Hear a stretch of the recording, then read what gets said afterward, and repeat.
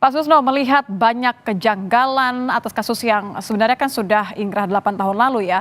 Banyak yang kemudian membandingkan kerumitan kasus ini dengan kasus Sambo. Anda melihat hal ini seperti apa? Memang sudah pantas kemudian untuk Kapolri memberikan atensi sama seperti ketika menangani kasus Sambo?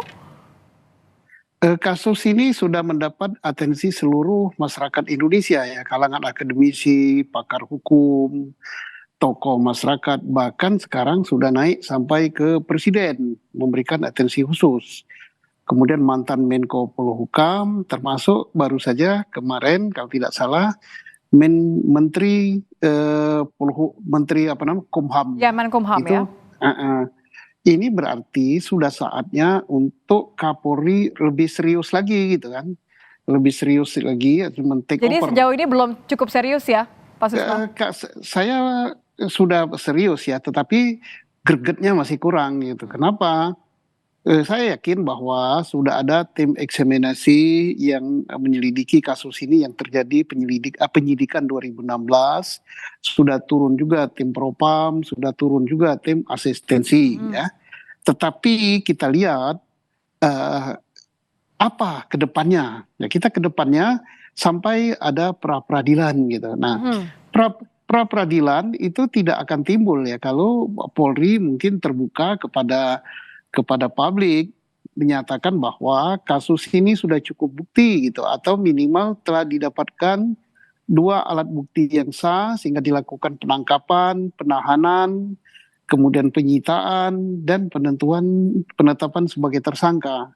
Nah, sekarang alat bukti itu masih diraba-raba ya. Alat bukti apakah ini saksi ya? Kalau saksi itu lemah sekali ya. Kenapa lemah?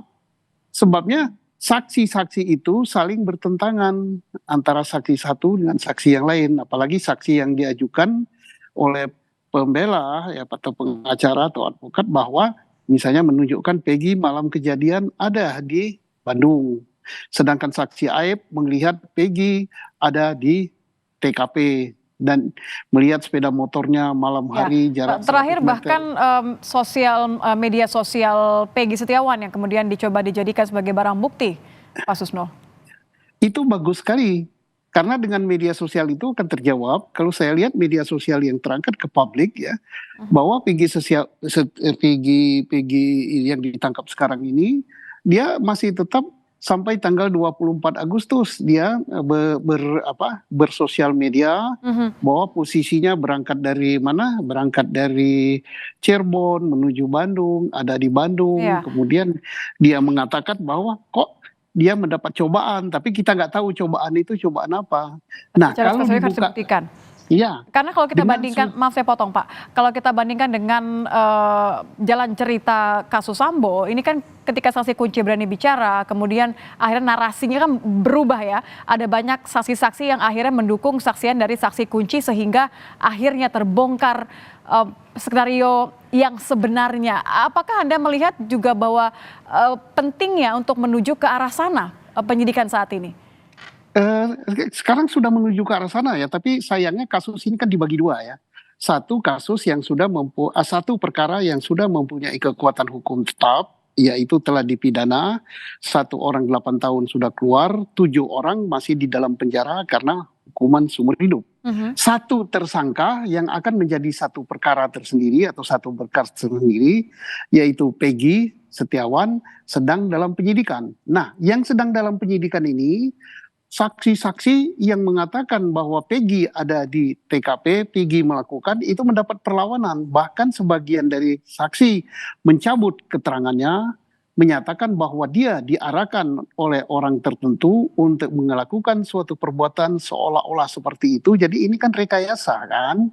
Nah, kemudian saksi-saksi yang lain juga mencabut dan ditemukan pula saksi-saksi lain yang diperiksa lagi bahwa keterangannya tidak seperti yang diberikan pada sidang pertama pada awal 2016 atau 2017 yang menghukum 8 orang daripada tersangka. Artinya kan ada celah kalau penetapan Peggy Setiawan ini ternyata bukanlah pelaku utama dari pembunuhan kasus Vina. Berarti kan kemudian kita bisa mencoba untuk menarik kembali apakah sebenarnya penetapan dari 8 terpidana ini adalah hal yang tepat dilakukan atau benar saat itu?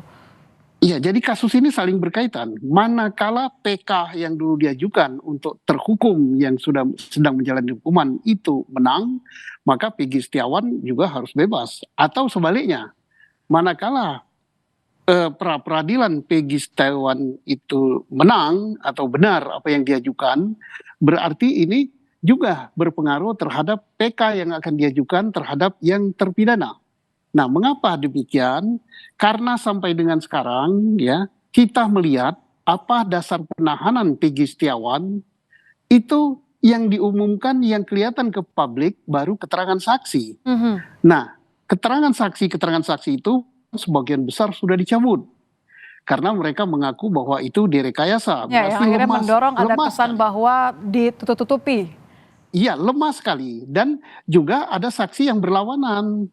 Ya, saksi siapa yang diajukan oleh advokat yang menyatakan bahwa Peggy Setiawan berada di Bandung pada saat itu dengan dilengkapi penguatan bukti berupa slip gaji, berupa Facebook dan sebagainya. Nah, itu kan berarti saksi yang dulu itu sangat lemah, apalagi sudah dicabut. Nah, tinggal kita berharap apakah penyidik Polri punya alat bukti lain. Kalau dikatakan alat buktinya berupa pisem, itu lemah sekali. Mengapa? Karena pisem tidak menyatakan bahwa Peggy sebagai pelaku.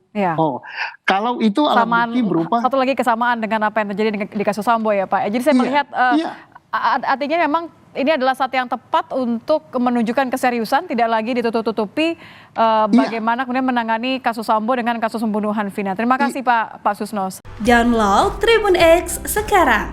Menghadirkan lokal menjadi Indonesia.